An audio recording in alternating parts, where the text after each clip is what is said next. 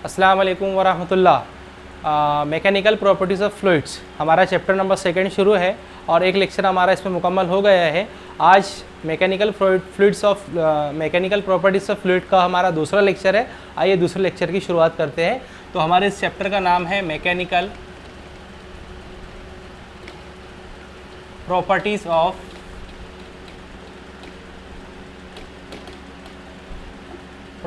Of fluids, है ना। Fluids के एग्जांपल मैंने आपको बताया था। फ्लूइड्स मतलब हमको इस चैप्टर के अंदर लिक्विड और गैसेस के ताल्लुक से डिस्कस करना है। तो मैकेनिकल प्रॉपर्टीज ऑफ फ्लूइड का पहला लेक्चर मुकम्मल हो गया है। पहले लेक्चर में जो हमारा लास्ट टॉपिक शुरू था उसका नाम था प्रेशर, ठीक है। प्रेशर को उर्दू में दबाव कहा जाता है। क्या कहा जाता है? इसे दबाव, ठीक है। तो प्रेशर में मैंने आपको इसकी डेफिनेशन बताई थी कि प्रेशर क्या होता है। तो प्रेशर था आपका pressure equal to perpendicular force per unit area, ठीक है। इसे क्या कहा जाता है? Pressure, perpendicular force per unit area. इकाई रकबे पर अमल करने वाली उमूदन कुव्वत को दबाव कहते हैं, प्रेशर कहते हैं, ठीक है। इसकी हमने आपको इकाई बताई थी। प्रेशर ऊपर फोर्स है न्यूटन, नीचे एरिया है मीटर का स्क्वायर। ये आगे प्रेशर की इकाई न्यूटन पर मीटर का स्क्वायर, ठीक है। और ये न्यूटन पर मीटर स्क्वायर किसके बराबर होता है? तो ये बराबर होता है पास्कल के, ठीक है। इसी के साथ साथ में हमने इसकी डायमेंशन भी कैलकुलेट की थी। डायमेंशन जो थी फोर्स की डायमेंशन m1 L1 और T-2 होती है, ठीक है। ये कैसे निकला था ये भी मैंने आपको बताया था। F इक्वल टू होता है ma, ठीक है। तो m का जो डायमेंशन होगा m1 होगा, क्योंकि यहाँ पर मास है, ये एक्सेलरेशन है मीटर पर सेकंड का स्क्वायर, तो ये होगा आपका L1 और T-2, ठीक है। तो फिर ये क्या बना था? m1 L1 T-2 divided by क्या था आपका? यहाँ पर मीटर है, मीटर मतलब लेंथ है, तो ये हो जाएगा आपका L2, ठीक है। ये आगे चल के क्या बना था? ये बना था आपका m1 L1 और देखिए यहाँ पर प्लस का 1 है, ये प्लस का 2 है, प्लस का 2 ऊपर जाके माइनस का 2, तो +1 और -2 क्या बचेंगे यहाँ पर? माइनस के 1 और यहाँ पर ऑलरेडी T-2, ठीक है। तो इसके डायमेंशन क्या बने? इसके डायमेंशन बने m1 L-1 T-2, ठीक है। यहाँ तक हमारा मुकम्मल हो चुका था। अब एक बात इसमें ये रह गई थी कि प्रेशर जो है एक स्केलर क्वांटिटी है या वेक्टर क्वांटिटी है ना। तो इसके ताल्लुक से हमको डिस्कस करना है कि ये स्केलर क्वांटिटी है या वेक्टर क्वांटिटी है। आपके टेक्स्ट बुक में इसने बताया है कि जो आपका प्रेशर है वो एक स्केलर क्वांटिटी है। कौन सी क्वांटिटी है? Scalar quantity. देखिए क्यों स्केलर? अगर आप गौर करें, जो नीचे एरिया है वो तो स्केलर है, ठीक है। और लेकिन जो फोर्स है परपेंडिकुलर फोर्स बोल रहा है, इसका मतलब इसमें कहीं ना कहीं डायरेक्शन तो है। तो लेकिन याद रखिए जो डायरेक्शन उस फोर्स की होती है प्रेशर में, दबाव में, वो एक पर्टिकुलर फिक्स डायरेक्शन होती है। और फिक्स डायरेक्शन कौन सी है? तो आंसर है परपेंडिकुलर डायरेक्शन। लेकिन जो एरिया यहाँ पर मेंशन किया गया है, एरिया तो स्केलर है, तो फोर्स का भी जो यहाँ पर वो मैग्नीट्यूड लिया जाता है और एरिया का भी मैग्नीट्यूड लिया जाता है। ये बात मैं क्यों कह रहा हूँ कि एरिया का मैग्नीट्यूड लिया गया है यहाँ पर? इसलिए क्योंकि जब आप इस इलेक्ट्रोस्टैटिक्स पढ़ोगे उसमें एक क्वेश्चन आता है जिसका नाम है इलेक्ट्रिक फ्लक्स बर्की नफूस, तो वहाँ पर आपको जो एरिया है वो एक वेक्टर लेना पड़ता है, ठीक है। तो इलेक्ट्रोस्टैटिक्स में एरिया जो होगा वो वेक्टर लिया जाएगा, जिसे कहा जाता है एरिया वेक्टर। तो इसीलिए मैं कह रहा हूँ यहाँ पर कि आपके टेक्स्ट बुक में इसे स्केलर क्वांटिटी कहा गया है, लेकिन एक्चुअल में ये जो होती है ये एक टेंसर क्वांटिटी होती है। कौन सी क्वांटिटी होती है? टेंसर क्वांटिटी, ठीक है। ये बात आपको याद रखना है। लेकिन आपके टेक्स्ट बुक में स्केलर क्वांटिटी कहा है, तो हमको यहाँ पे स्केलर ही समझ के चलना पड़ेगा, लेकिन रियल में ये एक टेंसर क्वांटिटी होती है, ठीक है। तो इसका यूनिट भी हमारे पास में आ गया न्यूटन पर मीटर स्क्वायर, यानी कि पास्कल। इसका डायमेंशन भी आ गया m1 L-1 T-2, और ये एक स्केलर क्वांटिटी है, ठीक है। नेक्स्ट पॉइंट इसका ये है कि कुछ गैसेस ऐसी होती है जिसका प्रेशर मेज़र करने के लिए कुछ स्पेशली यूनिट्स का इस्तेमाल किया जाता है। वो देखिए, अगर हमको किसी गैस का प्रेशर मेज़र करना है, ठीक है, तो उसका यूनिट क्या होगा? तो उसमें उसका जो यूनिट होता है बेटे वो होता है बार। क्या होता है? बार। और याद रखिए 1 बार इक्वल टू होता है 10⁵ न्यूटन पर मीटर का स्क्वायर, ठीक है। 1 bar equal to 10⁵ newton per metre का स्क्वायर, 10⁵ न्यूटन पर मीटर का square. Bar is a unit which is use to measure the pressure of gas. Gas का pressure अगर आपको मेज़र करना है तो उसके लिए बार एक इकाई का इस्तेमाल किया जाता है, जो 10⁵ यानी 10⁵ न्यूटन पर मीटर स्क्वायर के मसावी होती है। और हम यहाँ पर इसे कह सकते हैं 10⁵ पास्कल के बराबर होती है, ठीक है। इसी तरह से याद रखिए कि 100 पास्कल इक्वल टू कितना होता है? है ना, ये भी आपको न्यूमेरिकल में काम में आएगा कि 100 पास्कल बराबर होता है 1 हेक्टा पास्कल के, किसके, 1 हेक्टा पास्कल के। याद रखिए कि 100 पास्कल बराबर होते हैं 1 हेक्टा पास्कल के। ये दोनों चीज़ें आपको याद रखनी है, बहुत इंपॉर्टेंट है, आपको न्यूमेरिकल में काम आने वाली है कि 1 बार इक्वल टू 10⁵ पास्कल और 100 pascal equal to 1 hecto pascal. Is it clear? तो ये मैंने मुकम्मल कर दिया हूँ। पिछले लेक्चर में ये थोड़ा सा बच रह गया था इसमें का, तो आज हमने इस लेक्चर में दो टॉपिक देखे। पहला इसका ये है कि स्केलर क्वांटिटी है, लेकिन मैंने आपको बताया कि टेंसर क्वांटिटी, क्योंकि एरिया कहीं पर एरिया वेक्टर लिया जाता है और फोर्स के एक परपेंडिकुलर डायरेक्शन है, लेकिन डायरेक्शन ये फिक्स है, इसीलिए आपको टेक्स्ट बुक में उसने स्केलर क्वांटिटी बताया। और गैस का अगर आपको प्रेशर मेज़र करना है तो उसका यूनिट होता है बार, और 1 बार इक्वल टू होता है 10⁵ न्यूटन/मीटर का स्क्वायर और पास्कल, और 100 पास्कल इक्वल टू होता है 1 हेक्टा पास्कल। ठीक है, इसको कॉपी कीजिए, स्नैपशॉट निकाल लीजिए इसका। एटमॉस्फेरिक प्रेशर, एटमॉस्फेरिक प्रेशर किसे कहा जाता है, मैंने आपको फर्स्ट लेक्चर में भी बताया था, लेकिन दोबारा ये आपके टेक्स्ट बुक में मेंशन किया गया है, इसीलिए दोबारा बता रहा हूँ। एटमॉस्फेरिक प्रेशर क्या होता है? प्रेशर तो आपको समझ गया, perpendicular force per unit area. ठीक है, अब एटमॉस्फेरिक प्रेशर क्या होता है इसको समझिए। जैसे आप, एक नदी है, आपने नदी के अंदर छलांग लगाई, नदी के अंदर आप डूब गए, तो जब आप नदी के अंदर डूबोगे तो नदी का जो पानी है वो आप पर प्रेशर लगाएगा। कैसे प्रेशर लगाएगा? तो याद रखिए ये जो फोर्स होता है प्रेशर का वो परपेंडिकुलर होता है। तो आप जब नदी के अंदर हो तो आपके ऊपर से एक प्रेशर लगेगा, आपके इस साइड से भी इस तरह से प्रेशर लगेगा परपेंडिकुलर। अगर आप इस साइड से देखोगे तो ऐसा परपेंडिकुलर प्रेशर लगेगा, अगर आप इस साइड से देखोगे तो ऐसा परपेंडिकुलर प्रेशर लगेगा, अगर आप पीछे से देखोगे तो ऐसा परपेंडिकुलर फोर्स लगेगा। ठीक है, तो जो पानी जो आप पर फोर्स लगाता है वो परपेंडिकुलर लगाता है। ठीक है, अब क्या हुआ, आप उस नदी से बाहर निकले और आप बाहर, नदी के बाहर आकर किनारे पर खड़े हो गए। अब आप पर कौन फोर्स लगा रहा है? तो यहाँ पर भी आप पर फोर्स लग रहा है, और उस फोर्स को कहा जाता है एटमॉस्फेरिक फोर्स या एटमॉस्फेरिक प्रेशर। कौन आप पर फोर्स लगा रहा है, कौन आप पर प्रेशर लगा रहा है? तो आंसर है, जब आप नदी के बाहर निकले तो आप एक दूसरी नदी में आ गए, एक दूसरे समंदर में आ गए, और उस समंदर का नाम है एयर वाला समंदर, हवा का समंदर। जब आप नदी के अंदर थे, पानी के अंदर डूबे हुए थे, तो पानी आप पर प्रेशर, परपेंडिकुलर फोर्स लगा रहा था, तो उसे वाटर प्रेशर कहेंगे। और जब आप बाहर निकले, ठीक है, जब आप हवा के नदी में आए, हवा के समंदर में आए, तो अब आप पर हवा जो है वो अपना परपेंडिकुलर फोर्स लगा रही है। ऊपर से परपेंडिकुलर फोर्स, ये साइड से परपेंडिकुलर फोर्स, हर साइड से परपेंडिकुलर फोर्स, और ये जो परपेंडिकुलर फोर्स होता है इसे ही तो प्रेशर कहते हैं। ठीक है, तो ये जो एयर के जरिए आप पर प्रेशर लगा, इस प्रेशर को ही कहा जाता है एटमॉस्फेरिक प्रेशर। ये प्रेशर बहुत ज़्यादा होता है, तकरीबन 10⁴ से लेकर 10⁵ पास्कल तक ये प्रेशर हो सकता है। अब अगर ये 10⁴ से लेकर 10⁵ तक प्रेशर है, तो ऐसी क्या वजह है कि हमको हवा में प्रेशर महसूस नहीं होता? ठीक है, तो उसका सिर्फ एक आंसर है। देखिए, हम अगर किसी चीज़ को ज़्यादा यूज़ करें या किसी जगह पर ज़्यादा बार अगर हम जाते हैं तो हमें वहाँ की आदत हो जाती है।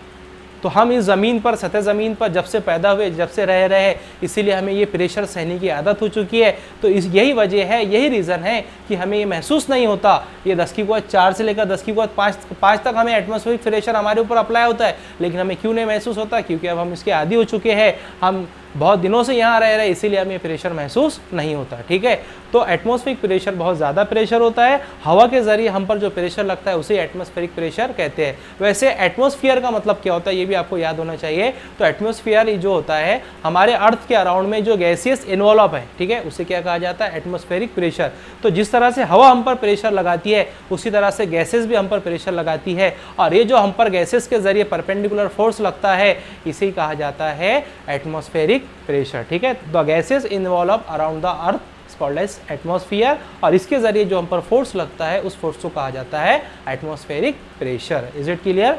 तो ये हुआ आपका एटमॉस्फेरिक प्रेशर। यहाँ पर एक बात मैं आपको और समझा दूँ कि जब हम सतह ज़मीन पर होते हैं, ठीक है। तो सतह ज़मीन पर सबसे ज़्यादा प्रेशर होता है। जैसे जैसे हम सतह ज़मीन से ऊपर जाते हैं वैसे वैसे प्रेशर कम होता है। क्यों कम होता है? तो उसका बड़ा सिंपल सा आंसर है, क्योंकि जब हम सतह ज़मीन से ऊपर जाते हैं तो हमारी डेंसिटी कम होती है। जैसे जैसे डेंसिटी कम होगी वैसे वैसे प्रेशर भी कम होगा, ठीक है। तो सतह ज़मीन पर सी लेवल पर सबसे ज़्यादा प्रेशर होता है, और जितना जितना हम सतह ज़मीन से ऊपर जाएंगे उतना उतना हमारा प्रेशर हम पर कम होगा। यही वजह है कि अगर हम किसी पहाड़ पर जाए तो हमें सांस लेने में तकलीफ होती है। क्यों होती है? क्योंकि हमें वहाँ पता चल जाता है कि हम पर प्रेशर जो है लगना कम हो चुका है। इसीलिए आप सतह ज़मीन से जब ऊपर जाते हो या किसी पहाड़ पर जाते हो तो सांस लेने में हमको तकलीफ होती है, और हमें वहाँ पर महसूस हो जाता है कि हम पर प्रेशर कम लग रहा है। तो सतह ज़मीन पर प्रेशर ज़्यादा होता है, और जैसे जैसे हम सतह ज़मीन से ऊपर जाते हैं जैसे जैसे हम सतह ज़मीन से ऊपर जाते हैं हमारा प्रेशर कम होने लगता है। सतह ज़मीन से लेकर तकरीबन सी लेवल से तकरीबन 8 किलोमीटर की दूरी तक, अगर ये सतह ज़मीन है तो तकरीबन इससे 8 किलोमीटर की दूरी तक एटमॉस्फेरिक प्रेशर होता है। उसके बाद में एटमॉस्फेरिक प्रेशर जो होता है वो नेग्लिजिबल माना जाता है, और जो इसकी रेंज होती है वो सतह ज़मीन से 8 किलोमीटर की दूरी तक होती है। इसी के साथ साथ एक बात और याद रखिए, यहाँ पर गैस प्रेशर, ऐसा रीजन जहाँ पर gas pressure is less than atmospheric pressure,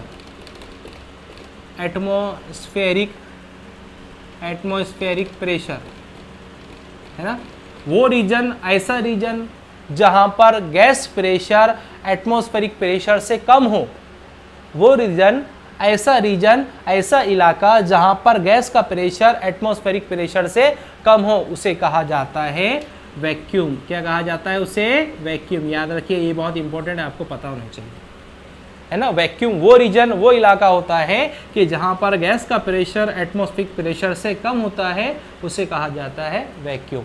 इसी तरह से एक होता है नॉर्मल प्रेशर,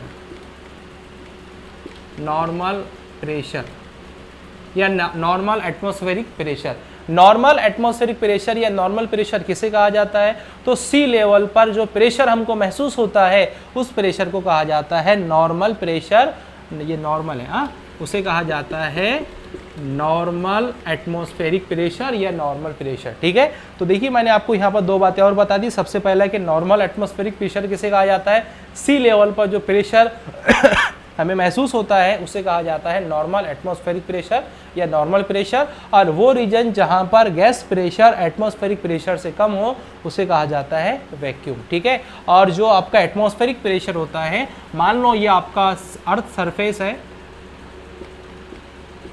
अर्थ सरफेस, तो अर्थ सरफेस से 8 किलोमीटर की दूरी तक, कितने किलोमीटर की दूरी तक? 8 किलोमीटर की दूरी तक, अर्थ सरफेस से 8 किलोमीटर की दूरी तक एटमॉस्फेरिक प्रेशर होता है। इसके बाद में एटमॉस्फेरिक प्रेशर नेग्लिजिबल माना जाता है। तो बहुत इंपॉर्टेंट है, सतह ज़मीन पर जो gases involve, the gases involved around the earth is called as atmospheric pressure, और इसके ज़रिए जो हम पर फोर्स लगता है उसे ही हम एटमॉस्फेरिक प्रेशर, इन गैसेस के ज़रिए जो हम पर फोर्स लगता है उसे हम एटमॉस्फेरिक प्रेशर कहते हैं। मैंने काफ़ी डिटेल में बता दिया, तमाम पॉइंट्स आपको याद रखने हैं। वैक्यूम भी आपको याद रखना है कि अगर गैस का प्रेशर एटमॉस्फेरिक प्रेशर से कम हो तो उसे वैक्यूम कहेंगे, और सतह ज़मीन से जो आपका एटमॉस्फेरिक प्रेशर वो 8 किलोमीटर की दूरी तक होता है, और गैसेस के थ्रू, गैसेस इन्वॉल्व के थ्रू हम पर जो फोर्स लगता है उसे कहा जाता है एटमॉस्फेरिक प्रेशर, ठीक है। मुझे ऐसी उम्मीद आपको समझ में।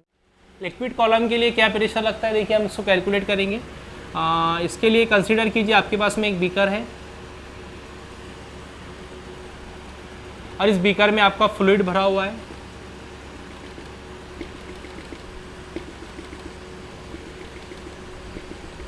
ठीक है।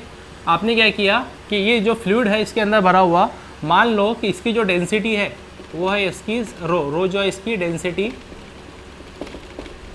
ऑफ फ्लूइड, ठीक है। इसी के साथ साथ में कंसीडर आपको ये करना है कि ये जो इसमें फ्लूइड भरा हुआ है इसमें आपने इसी, अगर ये पानी का है तो पानी का, अगर ये किसी और या इसमें अगर और कोई चीज़ भरी है तो उसी चीज़ का एक आपको इस तरह से, इस शेप का एक आपको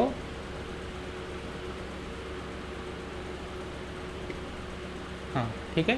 तो हमने क्या किया, इस फ्लूइड में फॉर एग्जांपल ये आपका H2O है, पानी है, तो हमने पानी का ही एक क्या किया, एक सिलेंडर लिया छोटा सा, ठीक है। देखिए एक छोटा सा सिलेंडर है, कंसीडर कीजिए जो इसकी हाइट है वह h है, ये वाली जो हाइट है सिलेंडर की वो क्या है, h है, और इसका जो एरिया है वो a है। याद रखिए ये जो सिलेंडर है ये हाइपोथेटिकल सिलेंडर है, ये पानी का ही बना हुआ है जो हमने यहाँ पर कंसिडर किया है। तो h जो है वो h क्या है, तो h जो है यहाँ पर हाइट ऑफ सिलेंडर,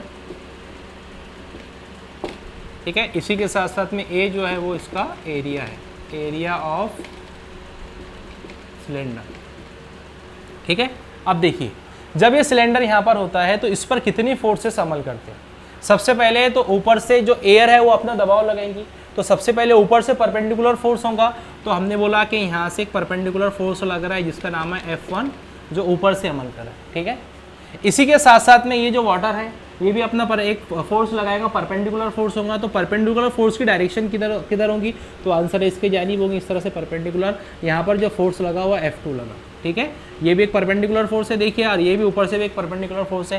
कंसीडर कीजिए इसका कुछ ना कुछ मास होगा, इसका मास हमने बोला कि इसका मास है m है, और एक्सेलरेशन ड्यू टू ग्रेविटी भी इस पर अमल कर रही है। इसका मतलब जो तीसरे वाला फोर्स है वो है इसका वेट जो वर्टिकली हमेशा डाउनवर्ड होता है mg, ठीक है। आपको दिख रहा है यहाँ पर कितने फोर्सेस आ गए हमारे पास में। सबसे पहले F1 एटमॉस्फेयर के जरिए लग रहा है ऊपर से, नीचे ये पानी के जरिए जो दूसरा फोर्स लग रहा है वो है F2, और तीसरा जो फोर्स है वो इसका वेट mg जो वर्टिकली डाउन हो रहा है, ठीक है। अब हम क्या करेंगे, इसी डायग्राम का इस्तेमाल करेंगे। हम करना क्या चाह रहे हैं यहाँ पर, हमको प्रेशर निकालना है। हमें प्रेशर कहाँ निकालना है, तो ये जो आपका फ्लूइड दिख रहा है, फ्लूइड के किसी दो सतह पर हमको प्रेशर निकालना है। कौन कौन सी सतह, तो 1 2 देखिए कितनी सतह है इसके अंदर, एक सतह, दूसरी सतह, तीसरी सतह, चौथी सतह, पांचवी, छठी। ये जो आपको अलग अलग लेयर्स दिख रही है, हमारा मकसद ये है कि किसी दो लेयर्स के दरमियान में हम क्या करेंगे, प्रेशर निकाल लेंगे, है ना। जब हमको किसी दो लेयर्स के दरमियान में प्रेशर मिल जाएगा तो हमारा क्वेश्चन यहाँ पर कंप्लीट हो जाएगा। तो मैं क्या चाहता हूँ कि मैं लेयर नंबर 3 और लेयर नंबर 6 इन दोनों के दरमियान का मैं प्रेशर कैलकुलेट कर लूँगा।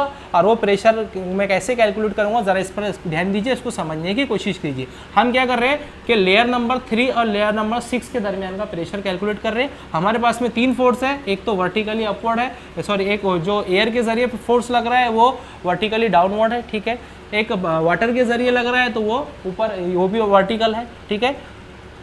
और उसी के साथ साथ में एक इसका वेट है mg जो वर्टिकली डाउनवर्ड है, ठीक है। अब हम तमाम फोर्स देखिए, ये चूंकि पानी जो है हालत सुकून में, ठीक है, और इसमें जो सिलेंडर है ये भी हालत सुकून में, इसीलिए फोर्स सबको एक दूसरे को बैलेंस कर रहे हैं। तो देखिए फोर्स की डायरेक्शन हम देखेंगे, F1 और mg की जो डायरेक्शन है वर्टिकली डाउनवर्ड है, इसीलिए हम इसको क्या लिखेंगे, हम लिखेंगे इसको F1 plus mg equal to F1 plus mg। लेकिन F2 जो है ये इनके मुखालिफ है, तो हम यहाँ पर हम क्या लिखेंगे, minus of F2 equal to 0। इसका मतलब क्या होगा, इसका मतलब ये होगा कि F1 plus mg equal to ये हो जाएगा आपका F2, ठीक है। इतना इक्वेशन सभी को समझ में आई। अब देखिए हमने पढ़ा है कि जो प्रेशर होता है वो होता है perpendicular force per unit area, ठीक है। ये बात तो सभी को पता है, perpendicular force per unit area.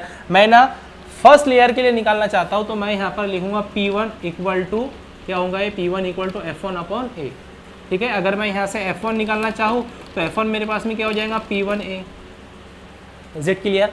इसी के साथ साथ में अगर मैं F2 निकालना चाहूँ तो F2 फिर क्या होगा, F2 होगा P2A, ठीक है। तो देखिए हमने F1 भी निकाल लिया और F2 भी निकाल लिया। एक फार्मूला और आपको याद होना चाहिए, पहले F1 भी देख लीजिए और F2 भी लिख लीजिए। हम जानते हैं कि कमियत बराबर होता है कसाफत ज़रा हजम, बराबर है।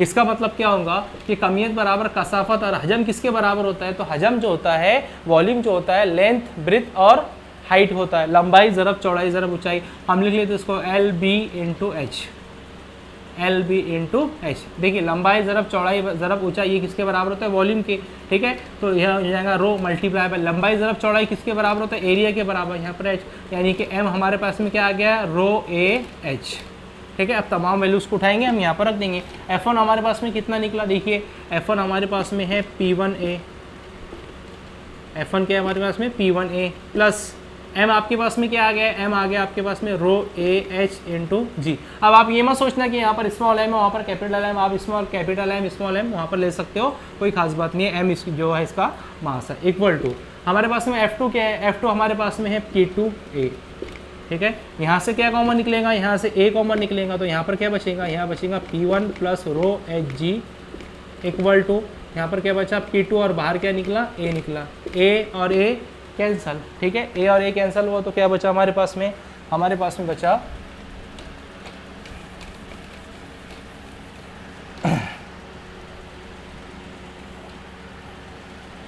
P1 plus rho H G equal to P2, है ना।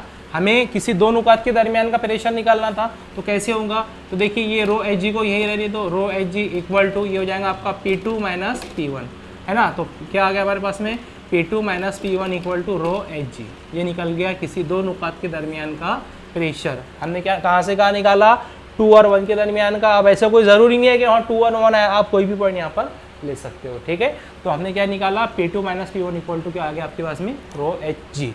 तो ये था आपका pressure due to liquid column.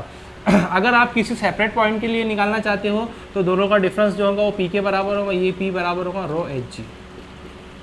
ये आ गया किसी एक पॉइंट पर प्रेशर, ठीक है। तो हमेशा याद रखिए कि किसी एक लेयर पर जो प्रेशर होता है वो हमेशा कांस्टेंट होता है, एक जैसा होता है। यहाँ पर एक बात गौर करने वाली है, इसको ज़रा समझने की कोशिश कीजिए कि जो प्रेशर है वो डेंसिटी पर मुनहसिर है, हाइट पर मुनहसिर है, और एक्सेलरेशन ड्यू टू ग्रेविटी पर मुनहसिर है। ये बात इसमें बहुत ज़्यादा इंपॉर्टेंट है कि ये जी पर मुनहसिर है, इसीलिए जैसे जैसे आप सतह ज़मीन से करीब आते हो तो वैसे वैसे आपका प्रेशर बढ़ता है। Is it clear. लेकिन एक बात इसमें और गौर करने वाली है कि यहाँ पर ए नहीं है, मतलब एरिया नहीं है, तो प्रेशर एरिया पर मुनहसिर नहीं है। इस बात को भी आपको ख्याल में रखना है, इसका स्नैपशॉट ले लीजिए, ठीक है। अब देखिए एक थोड़ा सा इसको डायग्राम को थोड़ा सा रिमूव करके 2-4 बातें आपको और समझाई गई है, मैं आपको समझा देता हूँ। देखिए अब उसने क्या किया है कि इस तरह का बीकर लिया है,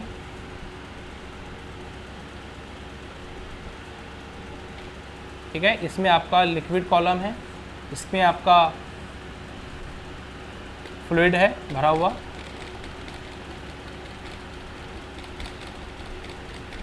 ठीक है। ये आपका फ्लूइड भरा हुआ है। अब उसने क्या किया, पहले जो हमारा सिलेंडर था वो पानी के अंदर फ्लूइड के अंदर पूरा डूबा हुआ था। अब उन्होंने क्या किया कि जो सिलेंडर है, सिलेंडर को एकदम यहाँ सरफेस पर लिया है इससे, ठीक है। इसके दो प्रेशर इस पर लगेंगे। पहला प्रेशर तो यहाँ पर लगेगा P1 और दूसरा प्रेशर लगेगा यहाँ पर P2। इस सरफेस पर दूसरा प्रेशर लगेगा P2, है ना। जो ऊपर से जो प्रेशर, जो परपेंडिकुलर प्रेशर इस पर होगा, ठीक है, उसे कहा जाएगा P ऑफ एटमॉस्फेयर। क्या बोलेंगे इसको, P ऑफ एटमॉस्फेयर, क्योंकि अभी एटमॉस्फेयर के बहुत ज़्यादा करीब आ चुका है। तो जो पहला जो प्रेशर लगेगा ऊपर से वो किसके बराबर होगा, P ऑफ एटमॉस्फेयर के, है ना। और जो नीचे से जो प्रेशर लगेगा वो इस पानी का प्रेशर है। तो हम यहाँ पर थोड़ा सा चेंज करेंगे, हम बोलेंगे कि P1 बराबर होगा P ऑफ एटमॉस्फेयर और P2 बराबर होगा P के, है ना। देखिए जो P1 हो किसके बराबर लिया हमने, P ऑफ एटमॉस्फेयर, और P2 किसके बराबर लिया, P। यानी कि यहाँ जो प्रेशर, जो पानी के जरिए जो प्रेशर लग रहा है वो P है, और जो एटमॉस्फेयर के जरिए जो प्रेशर लग रहा हो P ऑफ एटमॉस्फेयर है, ठीक है। अब इसी इक्वेशन को हमको इस्तेमाल करना है। तो हम जानते हैं कि P2 minus P1 equal to होता है रो एच जी। तो P2 किसके बराबर है, P2 P के बराबर है, माइनस P1 किसके बराबर है, तो ये P एटम के बराबर है, इक्वल टू यहाँ पर बचेगा रो एच जी। ये जो इक्वेशन आपके पास में आई है, P minus P of atmosphere equal to rho H G, इसे कहा जाता है गॉस प्रेशर। क्या कहा जाता है इसे, गॉस प्रेशर। याद रखिए गॉस प्रेशर क्या है, तो गॉस प्रेशर इक्वल टू होता है P माइनस P एटमॉस्फेयर, या गॉस प्रेशर इक्वल टू होता है रो एच जी। ये भी आप लिख सकते हो, बहुत सिंपल है। आपके टेक्स्ट बुक में गैर ज़रूरी तौर पर उससे कॉम्प्लिकेशंस कर दिए गए, गैर ज़रूरी तौर पर उसको बढ़ा दिया गया, लेकिन कोई इतनी खास बात नहीं है। P और P माइनस P एटम का आप रेशो ले लीजिए तो आपको क्या मिल जाएगा, गॉस प्रेशर। तो समझ में आया सभी को। तो गॉस प्रेशर किसके बराबर है, रो एच जी के बराबर, या आप ये भी कह सकते हो कि P माइनस P एटम किसके बराबर है, P एटमॉस्फेयर किसके बराबर है, गॉस प्रेशर के, ठीक है। तो गॉस प्रेशर क्या है, यहाँ लिख लेता हूँ मैं कि गॉस प्रेशर बराबर होता है P माइनस P एटमॉस्फेयर, ठीक है। ये बात याद रखनी है, बहुत इंपॉर्टेंट है। आपके टेक्स्ट बुक में आपको थोड़ा सा कॉम्प्लिकेशंस करके समझाया है, लेकिन ये बहुत आसान मेथड है, इसको याद रखना है कि गॉस प्रेशर किसके बराबर होता है, P माइनस P एटमॉस्फेयर। ये एटम नहीं एटमॉस्फेयर है, इसको ख्याल में रखना है, ठीक है। इसी के साथ साथ में देखिए अब मैं क्या करता हूँ कि जो माइनस का P ऑफ एटमॉस्फेयर है उसको इधर लेकर आऊँगा तो क्या बनेगा, प्लस बन जाएगा। तो ये क्या हो जाएंगे आपके पास में, P equal to P of atmosphere plus rho H G. ये जो फार्मूला आया है P equal to P plus atmosphere plus rho H G, इसे कहा जाता है एटमॉस्फेरिक प्रेशर। क्या कहा जाता है इसे? Atmospheric pressure. याद रखिए, बहुत इंपॉर्टेंट फार्मूला है। P equal to P atmosphere plus rho H G, जिसे क्या कहा जाता है? एटमॉस्फेरिक प्रेशर या ट्रू प्रेशर। कौन सा प्रेशर? True pressure. यही वो प्रेशर है जो हमें कैलकुलेट करना था। P equal to P atmosphere plus rho H G. Gauge pressure किसके बराबर होता है? P minus P atmosphere equal to rho H G. और जो आपका प्रेशर का जो पहला फार्मूला आया था किसी दो पॉइंट्स के दरमियान में, वो क्या आया है? P2 minus P1 equal to rho H G. तीनों फार्मूले बहुत इंपॉर्टेंट है, इसको याद रखिए। ये गॉस प्रेशर और वो atmospheric pressure. Is it clear? इसकी कॉपी कीजिए, स्नैपशॉट लीजिए।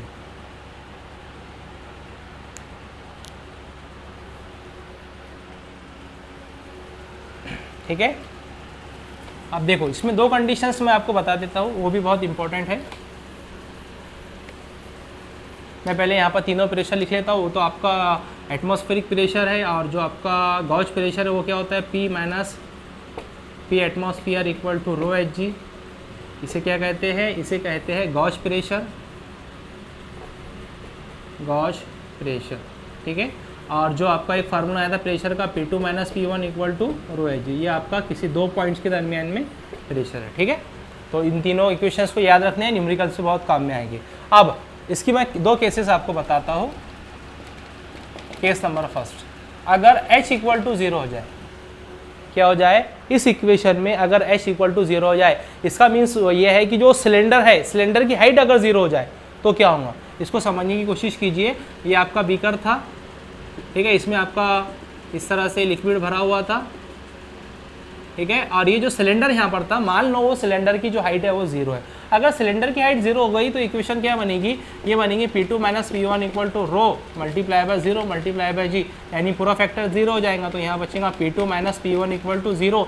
इसका मतलब P2 इक्वल टू P1। अरे इसका क्या मीनिंग है? P2 इक्वल टू P1, यानी कि दोनों भी प्रेशर इक्वल आ गए। इसका ये मीनिंग है कि अगर H यहाँ पर 0 रख दिया जाए तो जो इसकी लिक्विड की जो लेयर होती है, इस लेयर के हर नुक्ते पर अगर हाइट 0 हो जाए तो लेयर के हर नुक्ते पर जो प्रेशर होता है वो मसावी होता है, इक्वल होता है। बहुत इंपॉर्टेंट बात, नीट वालों के लिए ज़रूरी है इस बात को याद रखना, और आपके लिए भी, कि ये अगर यहाँ से h इक्वल टू 0 रख दिया जाए तो इस लेयर के हर नुक्ते पर, चाहे आप कोई भी लेयर लीजिए, लेयर के हर नुक्ते पर प्रेशर जो होता है मसावी होता है। कब? जब h इक्वल टू 0 लिया जाए। याद रहेगा कि लेयर के हर नुक्ते पर प्रेशर मसावी होता है। कब? जब h इक्वल टू 0 लिया जाए। ये होगी आपकी पहली कंडीशन। ठीक है, आप इस तरह से आप किसी भी फार्मूले में इसको रख सकते हो। ओके, सेकंड केस, अगर g इक्वल टू 0 हो जाए, इसका मीनिंग क्या है? इसका मीनिंग यह है कि अगर यहाँ से ग्रेविटी को निगलेक्ट कर दिया जाए तो क्या होगा? तो देखिए P2 minus P1 equal to rho h multiply by 0, क्योंकि g क्या रखा हमने? 0। इसका मतलब पूरा फैक्टर क्या हो जाएगा? 0। तो फिर क्या बचेगा? P2 minus P1 equal to 0। इसका मीनिंग P2 इक्वल टू क्या हो जाएगा? P1। ठीक है, फिर से अगर ग्रेविटी 0 हो जाए, अगर हमने ऐसे ग्रेविटी को निगलेक्ट कर दिए तो फिर से P2 इक्वल टू P1 होगा। इसका क्या मीनिंग है? ठीक है, तो इसका बहुत इंपॉर्टेंट मीनिंग है, इसको समझिए। इसी को कहा जाता है पास्कल लॉ। क्या कहा जाता है? Pascal law. पास्कल लॉ क्या कहता है कि अगर ग्रेविटी को निगलेक्ट कर दिया जाए तो इस बीकर में मौजूद जो लेयर्स होती है, हर लेयर पर जो प्रेशर होता है वो इक्वल होता है। अगर ये लेयर फर्स्ट है, अगर इस पर 10 पास्कल है तो इस पर भी कितना होगा? 10। इस पर भी कितना होगा? 10। इस पर भी कितना होगा? 10। इस पर भी कितना होगा? 10। इसका मतलब ये है कि अगर ग्रेविटी को निगलेक्ट कर दिया जाए तो हर लेयर पर प्रेशर जो होता है वो मसावी होता है, बढ़ता नहीं है, मसावी होता है। तो याद रखिए, अगर ऊपर से 10 पास्कल का प्रेशर लगा था तो इसमें मौजूद हर लेयर पर जो प्रेशर होता है वो मसावी होता है। जैसे आपकी एक बकेट है, उस बकेट में पानी भरा हुआ है, तो बकेट के पानी के जो ऊपरी सतह पर जो 10 पास्कल का फोर्स, प्रेशर या फोर्स अगर लगता है, परपेंडिकुलर फोर्स अगर लगता है, जिसे आप प्रेशर कहते हो, अगर ऊपर से पहली लेयर पर 10 पास्कल का प्रेशर लगता है तो अंदर मौजूद हर लेयर पर 10 पास्कल का ही फोर्स लगेगा। कब? जब ग्रेविटी को निगलेक्ट कर दिया जाए। और इसी लॉ को कहा जाता है पास्कल लॉ। लेकिन हाउ इट इज़ पॉसिबल कि हम ग्रेविटी को निगलेक्ट कर दें। अगर हम ग्रेविटी को निगलेक्ट नहीं करेंगे तो हमारी इक्वेशन क्या बनेगी, अगर हम ग्रेविटी को नहीं निगलेक्ट करेंगे तो हमारी इक्वेशन बनेगी P2 - P1 equal to rho H जी।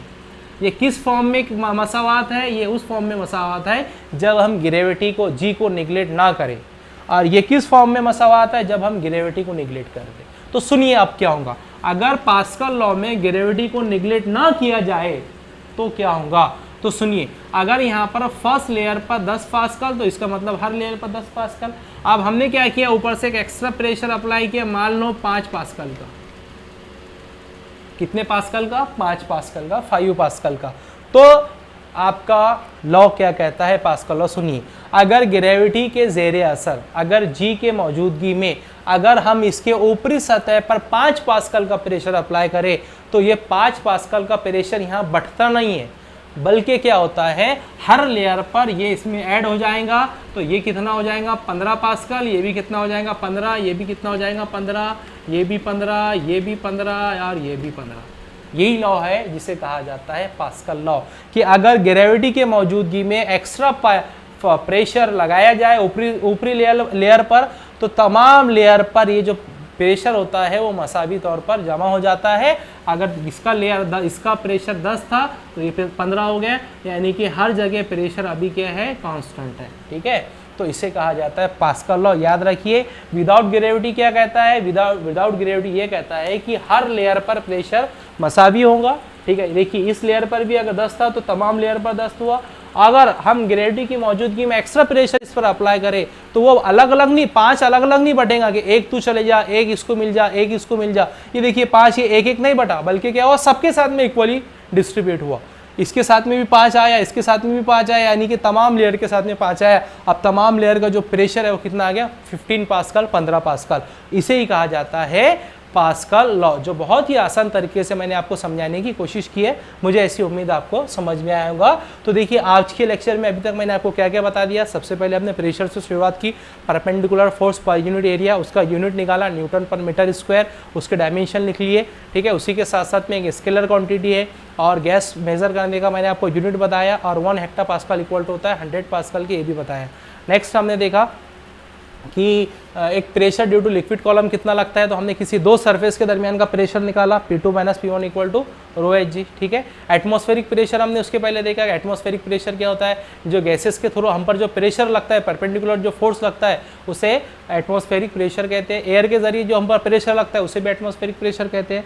उसके बाद में हमने क्या करा, हमने किसी दो पॉइंट्स के दरमियान में प्रेशर निकाला, P2 - P1 equal to rho H G, जो एरिया पर गैर मुनस्सिर है। ठीक है, उसके बाद में हमने गॉज प्रेशर निकाला, P - P of atmosphere equal to rho H G. हमने फिर एटमॉस्फेरिक या ट्रू प्रेशर निकाला, P equal to P atmosphere plus rho H G. ठीक है, उसके बाद में हमने क्या किया, दो केसेस लिए, अगर H इक्वल टू 0 हो जाए तो पूरे लेयर पर जो प्रेशर होता है वो मसावी होता है। अगर यहाँ 10 पास्कल है तो यहाँ भी 10 होगा, यहाँ भी 10 होगा, यहाँ भी 10 होगा। ठीक है, उसी के साथ साथ में अगर ग्रेविटी को निगलेक्ट कर दिया जाए, अगर जी को 0 कर दिया जाए तो P2 इक्वल टू P1 आता है। इसका मतलब ये है कि पास्कल लॉ ये कहता है कि अगर ग्रेविटी को निगलेक्ट कर दिया जाए तो हर लेयर पर जो आपका प्रेशर होता है वो मसावी होता है। अगर यहाँ पर 10 था तो आखिरी वाले पर भी 10 है। ठीक है, लेकिन अगर ग्रेविटी की मौजूदगी में पास्कल लॉ को पढ़ा जाए तो अगर हम एक्स्ट्रा प्रेशर अप्लाई करें तो ये सभी के साथ में इक्वली डिस्ट्रीब्यूट होता है। अगर इसको 15 प्रेशर हुआ तो इसको भी 5 ऐड होकर ये भी 15 प्रेशर हो जाएगा। लेकिन जनरली याद रखिए कि जो प्रेशर होता है वो सतह ज़मीन पर ज़्यादा होता है, और जैसे जैसे हम सतह ज़मीन से ऊपर जाते हैं हमारा प्रेशर